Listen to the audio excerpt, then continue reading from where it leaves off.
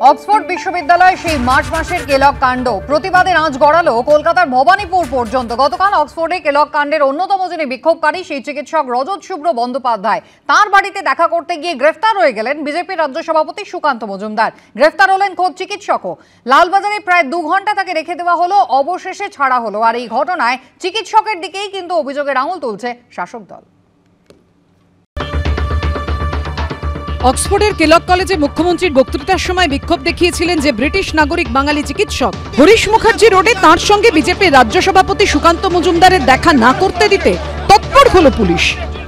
একজন ডাক্তারবাবু যিনি 30 বছর বিদেশে চিকিৎসা করে এই রাজ্যে এসেছেন, তার প্রতি কি ট্রিটমেন্ট হওয়া উচিত সেটা একবার ভাবুন।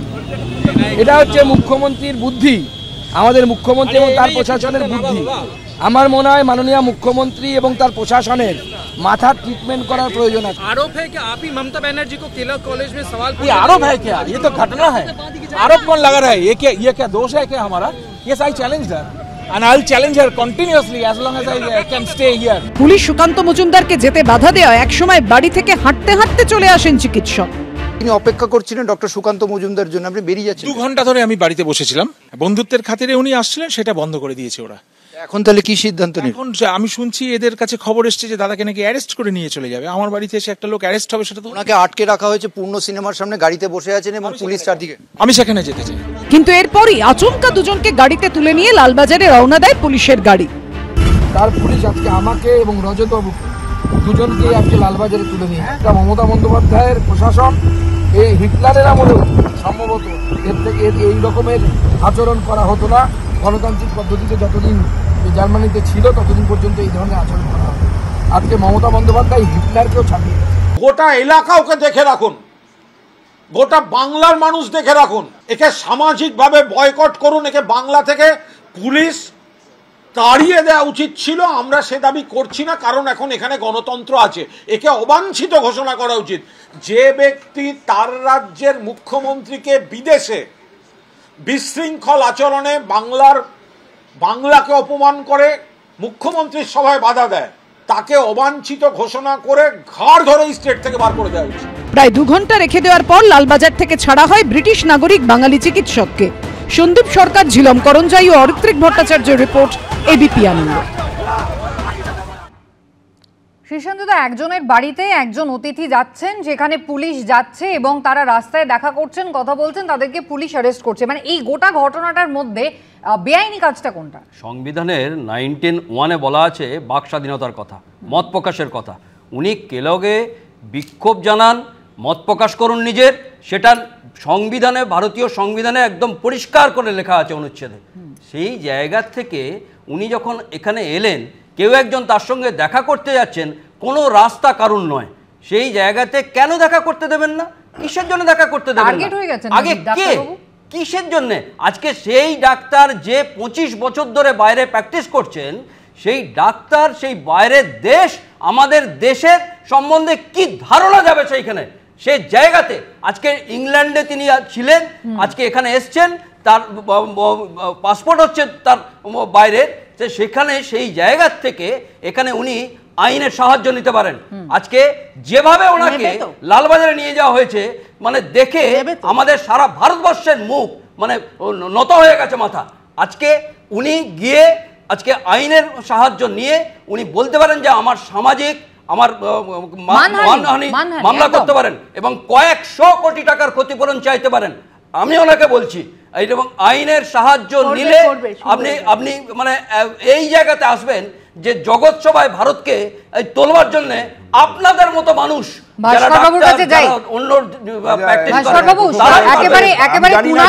কুণাল ঘোষ যেভাবে অ্যাগ্রেসিভ ওয়েতে বললেন যে একেবারে সামাজিকভাবে ওনাকে বয়কট করা উচিত, কলার ধরে বের করে দেওয়া উচিত, নিশ্চিতভাবে। কেন বলুন তো? আচ্ছা, প্রথম কথা হচ্ছে উনি ডাক্তার, উনি নাকি অ্যানাস্থেসিস্ট হিসেবে প্র্যাকটিস করেছেন। হ্যাঁ, আর এমনই অ্যানাস্থেসিস্ট যে উনি anaesthetist slept in a chair as patient lay on operating table giving birth during major surgery. তো উনি তো এরকমই ডাক্তার যে ঘুমিয়ে পড়া ডাক্তার, যিনি একজন আমায় বলতে দিন, বলার সময় বলতে দিন, কিছু আপনি জানেন না, আপনি কিছুই জানেন না, আপনি সংবিধান জানেন না, আইনও জানেন না, এভাবে নয় কিচ্ছু জানেন না। এভাবে আপনি একটা ব্রিটিশ সিটিজেন, ভারতের সংবিধানে ব্রিটিশ রাখের কথা বলছেন, আপনি জানেন না কিছু? কিছু জানেন না আপনি? সেখানে সার্টিফিকেট দিয়েছিল। আপনি জানেন, আপনি বলছেন, আপনি বলার সময় বলতে আপনি যে বলেন যে আপনি ব্রিটিশ সিটিজেনের জন্য সংবিধানের সার্টিফিকেট অ্যাপ্লিকেবল, কিসের আইনের কথা বলছেন? বলেন, আমি সবাইকে কাউন্টার করার সুযোগ দেব। বলুন। ব্যাপার হচ্ছে যে ইনি একজন এমনই ডাক্তার যে তিনি সার্জারির সময় ঘুমিয়ে পড়েন পেশেন্টকে, এরকম এটাও ডেইলি মেইলের রিপোর্ট হয়েছে। সেটা আপনারা কবে জানলেন? দুই না, কালকে না কবে না, আমি বলছি ইন্ডিয়ান মেডিকেল অ্যাসোসিয়েশন তাকে একটা চিঠি পাঠিয়েছে। তিনি রেজিস্টার্ড এখানে, এমবিবিএস পাস করেছেন এখানে, ডাক্তার হিসেবে স্বীকৃতি পেয়েছেন এখানে, এবং সেই ডাক্তারি করার বলেই উনি বাইরে বিদেশে গেছেন, তারপর ডাক্তারি করেন। এটা নিয়ম ইন্ডিয়ান মেডিকেল অ্যাসোসিয়েশনের সেকশন 28-এ, যে আপনি যদি কোনো রকমের আবার যদি অ্যানাস্থেসিস্ট হিসেবে প্র্যাকটিস করছিলেন, কোনো শুধু এমবিবিএস হলে অ্যানাস্থেসিস্ট প্র্যাকটিস করা যায় না, তার জন্য যদি কোনো ডিগ্রি আপনি পেয়ে থাকেন সেটাকে ইনফর্ম করতে হয়। তো এটার সঙ্গে এবং উনি যে এই কেলগে ওখানে যা করেছিলেন, এই যে ভারতের সংবিধানটা ব্রিটিশ নাগরিকদের এবং ব্রিটিশদের কতটা অ্যাপ্লিকেবল সেটা একটু দেখে নিতে বলবো এবং উনি কিন্তু আজকে ওখানে যে প্রশ্নগুলো করেছে, শেষ কথা দিন, ব্রিটিশ নাগরিকের জন্য ভারতীয় সংবিধান কতটা অ্যাপ্লিকেবল এটা যদি প্রশ্ন হয়, সেই প্রশ্নটা আসছে তো উনি যখন ওখানে দাঁড়িয়ে ওখানে কি করে বিশৃঙ্খলা অসভ্যতা, তাহলে কিভাবে মমতা বন্দ্যোপাধ্যায় সম্মানহানি হলো? ওখানে অসভ্যতা করেছে, যে প্রশ্ন করেছে অসভ্যতা, এবং উনাকে তারা ওখানে আমি বলতে ওখানে যখন উনাকে যারা কিসের লেগেছিল করেছিলেন তারা বার করে দিয়েছিলেন, মমতা বন্দ্যোপাধ্যায় বলেছেন 2013 সালে উনি থাকুন ওখানে। একজন ইররেসপন্সিবল ডাক্তার, একজন যিনি মানে ভারতবর্ষের কথা চিন্তা না করে রেসপন্সিবল ডাক্তার করেছিলেন, আপত্তি জায়গাটা কোথায়? আপত্তি জায়গাটা কোথায়? এক সেকেন্ড ভাস্করবাবু, প্রশ্নটা শুনুন, আমি বুঝে গেছি আপনার অ্যালিগেশন, প্রশ্নটা শুনুন, আপত্তির জায়গাটা কোথায়? উনি একজন ইররেসপন্সিবল ডাক্তার, শুধু একটা নয়, নাকি উনি প্রশ্ন করেছেন? না প্রশ্ন করে শুনুন, উনি প্রশ্ন করেছেন, যখন ওনাকে প্রশ্ন করার সময় ওখানে যারা ব্যবস্থাপনা ছিলেন তারাই বার করে দিতে চেয়েছিলেন, কিন্তু মমতা বন্দ্যোপাধ্যায় বলেন আপনি থাকুন, কিন্তু প্রশ্নটা করবেন। দাঁড়ান, দ্বিতীয় হচ্ছে যে ইন্ডিয়ান মেডিকেল অ্যাসোসিয়েশন ওনাকে প্রশ্ন করেছে, এবং গতকাল ওই রাস্তার মধ্যে ট্রাফিক যানজট সৃষ্টি করে নাটক করার জন্য চেষ্টা করেছেন, অবশ্যই করেছেন, এবং ওখানে ওই বিজেপি নামক দলটি নাটক করার জন্য ওখানে রাস্তা বন্ধ করে দিয়েছিল। সুকান্ত মজুমদার এবং ডক্টর রজত শুভ্র বন্দ্যোপাধ্যায় তাদের সঙ্গে আরো 3 থেকে 4 জন রাস্তায় দাঁড়িয়ে তারা কথা বলছিলেন, যানজট হয়ে গেল, হরিশ মুখার্জি বাড়িতে ছিলেন না, পরবর্তীকালে উনি রাস্তায় আসেন। আমি একদম প্রথম থেকে বলছি, ডক্টর রজত শুভ্র ব্যানার্জি লন্ডনে থাকেন, এবং হ্যাঁ কেলগসে যেদিন ওই ঘটনা ঘটেছিল উনি ছিলেন এবং ওনার ছবিও আছে, সেটা নিয়ে কোথাও কোনো প্রশ্ন নেই। এবার ওনাকে তখনই কুণাল ঘোষ থ্রেটেন করেছিল যে আপনি ভারতবর্ষে পা দিয়ে দেখুন, আপনাকে এয়ারপোর্ট থেকে অ্যারেস্ট করা হবে। যাই হোক, উনি, আমি যতটুকু ওনাকে জানি, এত বছর ধরে আমি চিনি, কথা বলেছি যথেষ্ট, উনি প্র্যাকটিস করেন না, উনি অসম্ভব মান্নাদেরকে ভালোবাসেন, মান্নাদের ছাত্র, মান্নাদের গান গাইবেন বলে উনি সমস্ত রকম প্র্যাকটিস ছেড়ে দিয়েছেন। এই গেল ওনার ব্যাকগ্রাউন্ড। উনি অনেক দিন ধরে ভাস্কর সিনহা রয় একটা কথা বলেনি, না যা বলেছে ঠিক বলেছেন। আরে আস্তে আমি যতদূর জানি, গতকাল যেহেতু পশ্চিমবঙ্গ দিবস উদযাপন করবার জন্য মাননীয় রাজ্য সভাপতি ডক্টর শ্যামাপ্রসাদ মুখার্জির বাড়িতে এসেছিলেন সম্মান জানাতে, আমরা বলেছিলাম, আমি সৌরভ শিকদার, আমরা বলেছিলাম যে আপনি আসুন, এসে রজতবাবুর সঙ্গে দেখা করে যান, কারণ ইতিমধ্যে এই যে হ্যারাসমেন্ট করার মেডিকেল কাউন্সিল শুরু করে দিয়েছে, মানে এটা কমপ্লিটলি ইরেলেভেন্ট। এটা কেন যে করেছে সেটা আমি জানি না, উনি মনে করছেন যে ওনার চিঠির উত্তর দেবারই দরকার নেই, উনি জানেন সেটা তার ব্যাপার। এবার ঘটনাটা কালকে কি হয়েছিল, ওনার বাড়ি হচ্ছে অভিষেক ব্যানার্জির বাড়ির একদম পাশে। এবার তোমরা শুধু আমার কথা বিশ্বাস করতে হবে না, তোমরা যথেষ্টবার ওই রাস্তা দিয়ে গেছো, বিশাল শান্তিনিকেতন, এবং সবচেয়ে বড় কথা আমার বান্ধবীর ওখানে রেস্টুরেন্ট ছিল, রেস্টুরেন্ট পর্যন্ত যাতে ওখানে পার্কিং না করা যায়, এটা আমি আগেকার কথা বলছি, পার্কিং করবে না, মন্দিরে কেউ যাবে না, ওই রাস্তাটা যেন একেবারে জমিদারি, অথচ অভিষেক ব্যানার্জি কিন্তু সাধারণ এমপি ছাড়া আর কেউ নয়, ওখানে 144 এবার এই যে যানজটের কথা ভাস্কর সিনহা রায় বলল, কালকে পূর্ণ সিনেমার ওখানে, which is one whole crossing আলাদা, সেই পূর্ণ সিনেমার ওখানে রাজ্য সভাপতিকে আটকানো হলো।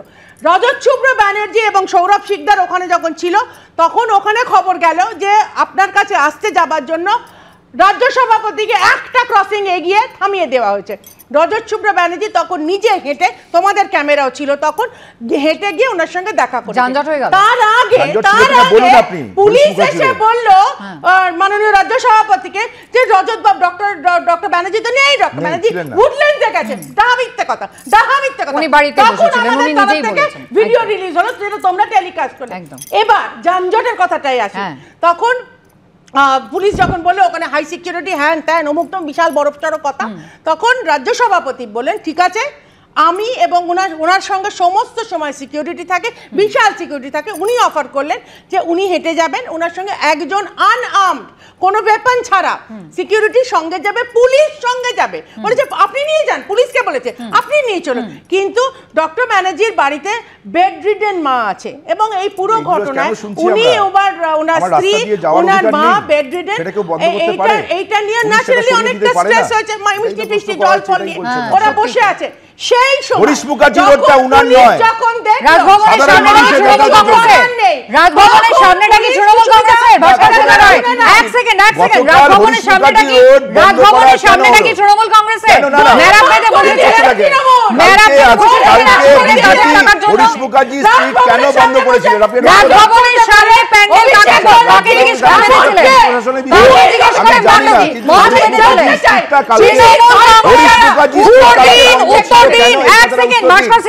উত্তর দেবেন। রাজভবনের সামনেটা মেরাপ বেঁধেছিলেন কাকে জিজ্ঞেস করে? তৃণমূল কংগ্রেসের রাস্তা। সেটা তো প্রশাসনিক বিষয়। রাস্তা বন্ধ ছিল না, রাস্তা বন্ধ ছিল না, রাস্তা বন্ধ ছিল না। রাজভবনের সামনে মেরাপ বাঁধা যায়, রাজভবনের সামনে মেরাপ বাঁধা যায়। সুব্রতদা একটার পর একটা ছত্রপতি এক সেকেন্ড আমি সুব্রতদার কাছে একবার যাই।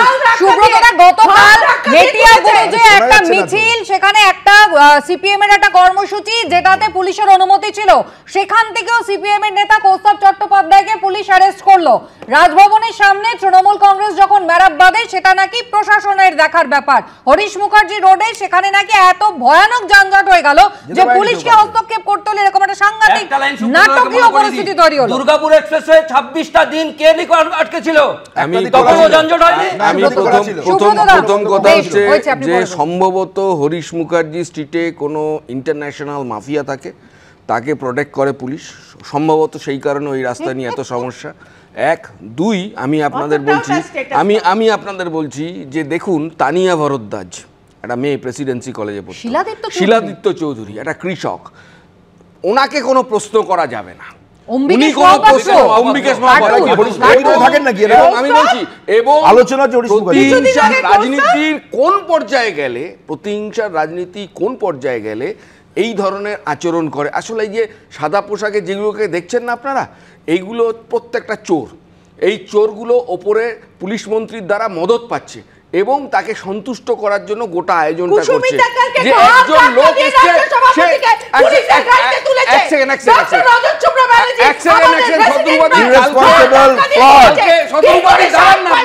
আরে আপনি শুনুন না, আমি বলছি গতকালকে কুসুমিতা যেটা বললো, আমাদের জেলা সম্পাদক কল্লোল মজুমদার নেমেছে অ্যারেস্ট, কৌস্তব নেমেছে অ্যারেস্ট। কেন? কি কারণে? কি কারণে অ্যারেস্ট করা হচ্ছে? কেন কেন কি কারণে অ্যারেস্ট করছে? অভিযোগ কি? কোনো অভিযোগ নেই। আমি তাও তর্কের খাতিরে ধরে নিলাম রাজনৈতিক দলের যারা রাজনৈতিক কর্মী তাদেরকে না হয় পুলিশ অ্যারেস্ট করেছে, তাদের বিরুদ্ধে না হয় অভিযোগ। ডক্টর রজত শুভ্র বন্দ্যোপাধ্যায়, যিনি নাকি ব্রিটিশ একজন নাগরিক, যিনি এখানে এসেছেন, তাকে কি কারণে কলার ধরে পুলিশের জিপে তোলা হলো, অ্যারেস্ট করা হলো, 2 ঘন্টা আটকে রাখা হলো লালবাজারে? এই প্রশ্নের উত্তর দিতে হবে না? ডক্টর রজত শুভ্র বন্দ্যোপাধ্যায়, যার বিরুদ্ধে এত অভিযোগ শাসক দলের, ঘণ্টাখানেক সঙ্গে সুমন অনুষ্ঠানে এসে তিনি কি অভিযোগ করলেন দেখুন। আপনি বাড়িতে এসছেন, বাড়িতে বৃদ্ধা মা রয়েছেন, আপনার বাড়িতে সুকান্ত মজুমদার ভুলে যান, একজন অতিথি এসছে, আপনি তাকে রিসিভ করতে তার সঙ্গে রাস্তায় দেখা করলেন। আমি বলছি তারপর তাকে বাড়ি নিয়ে যেতে বা কোথাও যেতে আপনার তো কোনো পুলিশি পারমিশন লাগার কথা নয়। তাহলে পুলিশ কেন আটকালো? এবং আপনাকে যখন তুলে নিয়ে যাওয়া হচ্ছে, আপনি পুলিশের গাড়িতে আপনাকে তোলা হলো সুকান্ত মজুমদারের সঙ্গে, তখন আপনাকে কি বলা হলো? কেন আপনাকে গাড়িতে তোলা হচ্ছে এবং আপনি একজন নাগরিক হিসেবে নিজের বাড়িতে যেতে পারছেন না? কি বলা হলো? কোনো কারণই দেওয়া হয়নি। আমি দেখলাম ওরা এক ঝাঁক পুলিশ ঘিরে ধরে সুকান্ত বাবুকে জোর করে একটা গাড়িতে বসালো, তার খানিকক্ষণ পরে আমি বললাম ঠিক আছে ওকে, উনি তো মানে এইসবে অভ্যস্ত, উনি জানেন। আমি যে টার্ন অ্যারাউন্ড করেছি, আমাকে লিটারালি বলপ্রয়োগ করে জোর করে গাড়িতে মধ্যে শোভিন করলো, বললো কোনো কারণ ফারণ দেয়নি। আমি বললাম কেন? বলে জাস্ট চুপ করে চলুন। এবং আমি একজন পুলিশকে একটুখানি সরিয়ে দেওয়ার পরে বললো বাবা বড্ড তেজ, এবং সে আমাকে ধাক্কা মেরে ঢুকিয়ে দেয়। এবং আমি এখনো অবধি জানি না আমি অ্যারেস্টেড হলাম কেন। আর উনি নিশ্চয়ই হাই প্রোফাইল ব্যক্তি, ওর সঙ্গে দেখা করতে যাওয়ার নিশ্চয়ই ব্যাপার আছে, এবং আমার পাশে যার বাড়ি তা সেও নিশ্চয়ই হাই প্রোফাইল ব্যক্তি। এইসব আইন কানুন আমি জানি না, কিন্তু 144 ধারা ওখানে নেই। আমার ওখানে যাওয়ার সম্পূর্ণ, আমার বাড়ি ওখানে, আমি কি করবো? বৃদ্ধামাকে আমি হঠাৎ কি বাড়ি ছেড়ে দিয়ে চলে যাব? আমি এখনো অবধি মানে মাথা প্রায় ভোঁ করছে। ঘন্টা 6 আমার উপর দিয়ে যা গেল, বা ঘন্টা 8, আমি বাড়িতে গিয়ে রেস্ট নেবো। কালকে সকালে আমি ডিসাইড করবো কি করবো। অবভিয়াসলি আমি লিগাল অ্যাডভাইস নেবো। শীর্ষেন্দুদা, ডাক্তারবাবুর অপরাধ বোধহয় একটাই, গত 14 বছরে এই রাজ্যে যারাই প্রশ্ন করেছেন তাদের উপরে কি ধরনের শাস্তির খাড়া নেমে এসেছে সেটা বোধহয় ওনার জানা ছিল না, সেই কারণে এইভাবে হেনস্থা হতে হলো। এই রাজ্যে প্রতিবাদ ও প্রতিবাদীর বিরুদ্ধে রাষ্ট্রযন্ত্র যেন যুদ্ধ ঘোষণা করেছে। এখানে গণতন্ত্রের ওপর আঘাত, সংবিধানের ওপর আঘাত। যা যা লেখা আছে এখানে গণতন্ত্র মানা হয় না, সংবিধানকেও মানা হয় না প্রত্যেকটা জায়গায়। এবং এই প্রত্যেকটা জায়গাতে ভাবতে হচ্ছে যে এই রাজ্যে কি অবস্থার থেকে দিন চলেছে।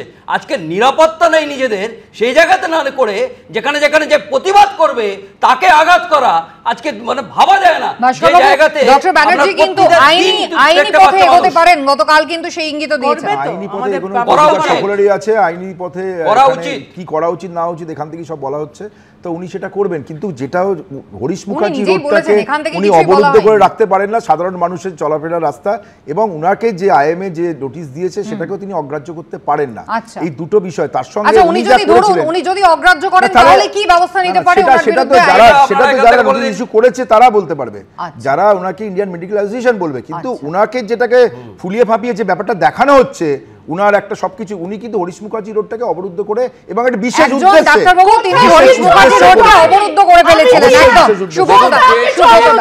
কোনটাকে গ্রাহ্যের মধ্যে আনবে আর কে কোনটাকে গ্রাহ্যের মধ্যে আনবে না সেটা তার ব্যক্তি স্বাধীনতা। ফলে এটা নিয়ে কোনো কথা বলার নেই। আর রাজনৈতিক কর্মসূচি হলে রাস্তা অবরোধ হবে, কিছু করার নেই।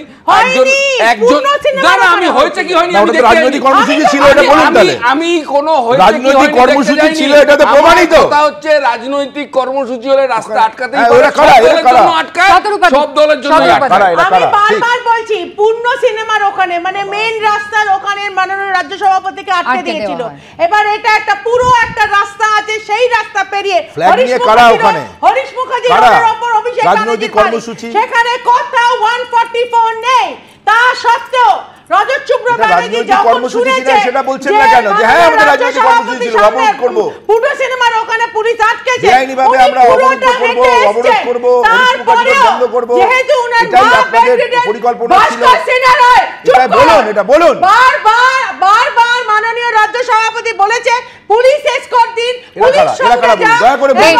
এটা তো অন্য জায়গায় আলোচনা সময় শেষ। সকলকে ধন্যবাদ। আমি বিরতির পর ফিরবো আনন্দ সকালে, আপনারা সঙ্গে থাকবেন।